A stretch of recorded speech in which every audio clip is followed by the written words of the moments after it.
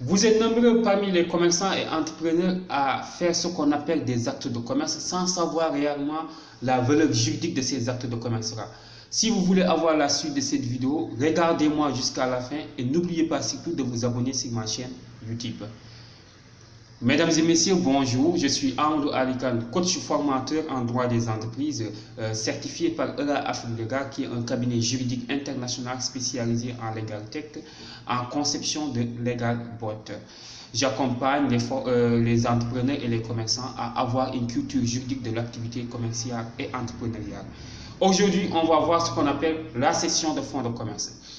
Avant de comprendre ce que c'est la cession de fonds de commerce, il faut savoir ce que c'est d'abord le fonds de commerce. Le fonds de commerce est un ensemble de biens mobiliers, corporels et incorporels, que le commerçant groupe et organise en vue d'attirer et de maintenir sa clientèle. C'est ça qu'on appelle le fonds de commerce.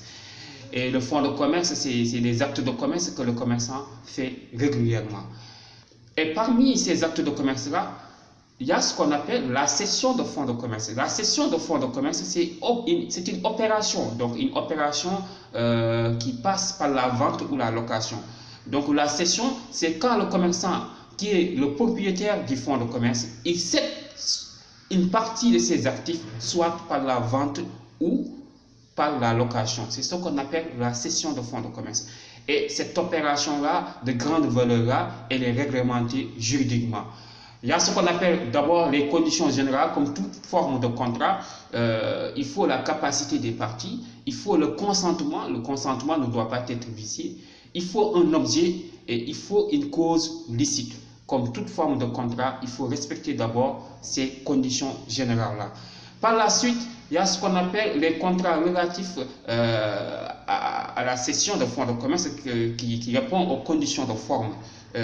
Et dans ce contrat relatif à la cession de fonds de commerce qui répond aux conditions de forme, il faut un acte écrit et enregistré avec tous les éléments de base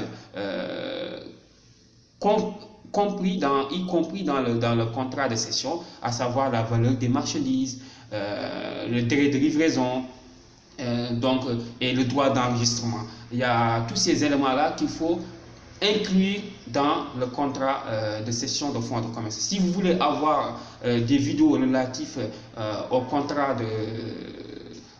commerciaux, n'oubliez pas de vous abonner sur ma chaîne YouTube et inscrivez-vous à mes formations en ligne en me contactant au 77 290 28 31. 77 290 28 31.